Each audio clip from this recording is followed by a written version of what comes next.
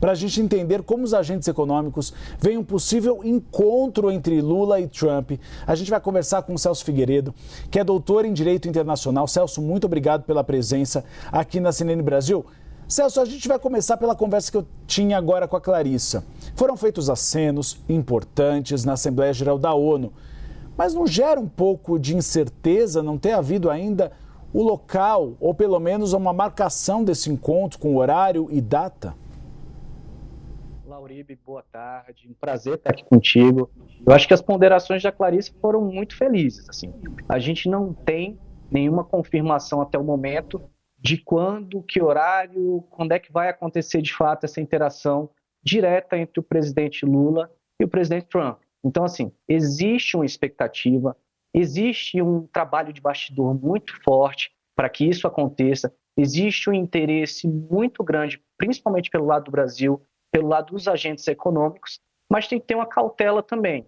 Por quê? Porque o encontro ele tem que ser dentro de parâmetros dos quais o Brasil se sinta confortável. Você muito bem colocou que o Brasil não quer e não é desejável do ponto de vista diplomático, político e comercial que o governante brasileiro, o presidente Lula, ele seja constrangido. Em função disso, o trabalho de Itamaraty ele é muito intenso e eu entendo correto nesse sentido de trazer dentro de uma perspectiva diplomática o melhor ambiente possível para que esse evento, esse encontro ele ocorra. Claro que a gente não tem nenhuma informação muito mais clara em relação ao que está sendo negociado, mas eu entendo até que isso é proposital, tá, Uribe? Eu acho que quanto mais haja esse trabalho aí de bastidor, sem que outros agentes externos possam atrapalhar, eu acho que é importante, porque aí a gente vai ter um cenário de diálogo sem muitas interferências externas contra esse evento. Professor Celso, para a gente entender um pouco o cenário de negociação, claro, está sendo mantido sob sigilo, exatamente para que não haja uma preparação do governo dos Estados Unidos como uma resposta, eventualmente, com a oferta de algo. Mas o que o governo brasileiro pode oferecer a Donald Trump para que essas tarifas sejam derrubadas de uma vez por todas? Eu entendo, Uribe, que o primeiro passo aqui é, de fato, iniciar uma negociação mais direta. Eu acho que não teve nenhuma abertura até o momento para que tanto os Estados Unidos como o Brasil colocassem à mesa ali seus interesses comerciais claros. A gente tem alguns sinais do lado dos Estados Unidos que é importante aqui os agentes econômicos brasileiros prestarem atenção. Perceba que, ao mesmo tempo que a gente tem o tarifaço, a gente tem a investigação, por exemplo, da seção 301, que investiga especificamente o etanol. Então, o etanol já é um tema que a gente pode considerar de interesse dos Estados Unidos dentro desta pauta comercial. Por outro lado, a gente tem outros setores econômicos dos Estados Unidos que são muito relevantes. O siderúrgico é muito relevante nos Estados Unidos e vem recebendo esforço do presidente Trump para ter um funcionamento do ponto de vista econômico e comercial. A gente tem os setores, por exemplo, da cadeia automotiva americana, que também está recebendo um investimento pesado do governo americano, setor de tecnologia, que é muito importante e pode haver alguma convergência, maquinária e equipamento. Então, assim, a gente precisa entender dentro dessa primeira perspectiva, quais são os itens que vão ser colocados à mesa. Eu creio que o Brasil já tem uma intenção também daquilo que ele quer colocar à mesa, né? Aquilo que ele tem interesse, em termos de abertura do mercado americano. O setor agropecuário principalmente, tá, Uribe? A gente vê que o açúcar ficou de fora da lista das exceções do tarifaço, a carne, o café brasileiro, que era o principal, né, produto de consumo dos Estados Unidos, a principal origem do café que o americano consumia era brasileiro. Então a gente tem alguns produtos aí que certamente estarão na mesa, tá? O Brasil, ele tem, como você muito bem sabe, Uribe, assim, tem algumas travas do ponto de vista comercial, uma vez que a gente está dentro do Mercosul. Então, um acordo mais amplo entre Brasil e Estados Unidos só seria possível através do Mercosul. Tem outras questões que podem entrar no jogo também, como metais raros, e eu acho que aí a gente tem que ver quais os instrumentos que o Brasil de imediato pode dispor, que aí seriam reduções tarifárias específicas para alguns produtos americanos. Isso é possível do ponto de vista do Brasil, mas, claro, tudo isso depende da negociação.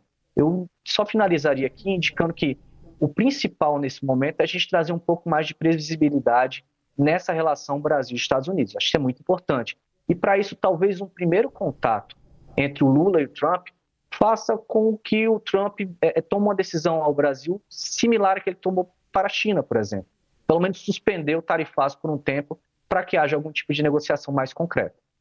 Ótima observação, porque é um pouco isso mesmo, eles se aproximarem e abrirem um canal de diálogo e os pormenores econômicos, as equipes respectivas dos Estados Unidos e do Brasil vão negociar posteriormente. Professor, vou chamar a Clarice Oliveira, nossa analista de política, para participar dessa entrevista. Oi, professor, muito boa tarde. Obrigada por participar aqui do Agora CNN. Eu gostaria do seu olhar a respeito do que aconteceu na Assembleia Geral da ONU, porque foi um ponto de virada muito grande para a relação aí entre Brasil e Estados Unidos diante do tarifaço que foi conduzido pela administração de Donald Trump. A gente viu um presidente Lula muito aplaudido. Na visão do senhor, o afago ali de Donald Trump pode ser entendido como um desdobramento dessa recepção que o presidente Lula teve para críticas muito intensas que ele fez ao governo americano, mesmo que de maneira mais velada? Ou a gente está falando muito mais de um jogo político do próprio Donald Trump, na sua visão? Clarice, eu entendo que as duas questões aqui são muito importantes e aconteceram. Tá? Eu entendo que as duas questões aconteceram. Tanto houve aí um aceno do Donald Trump para tentar evitar uma imagem negativa posterior às críticas do Lula, como existe também esse lado mais negociador dele também, de deixar uma porta aberta ali e não fechar de vez. É importante a gente denotar que houve um trabalho incessante de bastidor, tanto do governo brasileiro como de agentes econômicos aí do Brasil, né, para que houvesse esse primeiro encontro e para que houvesse esse primeiro aceno, né? Claro que o presidente Trump, ele, como você muito bem colocou, Clarice, ele já fez acenos anteriores, né, em relação a outros presidentes e ainda assim houve tarifaço, né? Então a gente tem que ver com muita cautela e até uma certa desconfiança até onde esse movimento vai do presidente Trump. Se rolou uma química inicial, a gente tem que ver se essa química de fato ela se concretiza do ponto de vista comercial, do ponto de vista das negociações. E isso, até o momento, a gente não viu se concretizando. Né? Como eu disse anteriormente, pode ser de forma proposital pelo governo brasileiro, justamente para evitar que haja uma frustração nesse sentido. Mas eu creio que já existe uma expectativa no ar de que possa haver essa aproximação aí ao longo dessa semana. Professor, a gente tem visto uma pressão e uma negociação do governo brasileiro com o governo americano, mas também a atuação de empresários brasileiros e americanos que estão bastante preocupados com o aumento dos preços nos Estados Unidos, da inflação causada pelo tarifaço. De que forma o senhor vê a influência desses empresários americanos e brasileiros nessa tentativa de demover Donald Trump a continuar com a tarifa de 50%?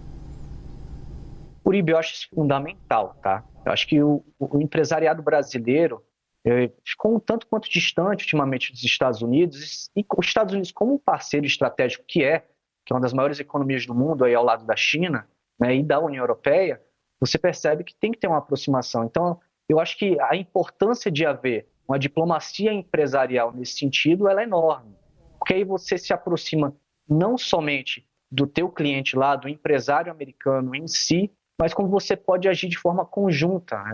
Tanto do ponto de vista dos interesses das empresas brasileiras, mas como das próprias empresas americanas. Perceba, por exemplo, a cadeia do café ela é muito pujante no Brasil, mas nos Estados Unidos também, porque ela gera milhares de empregos nos Estados Unidos, gera uma renda muito importante.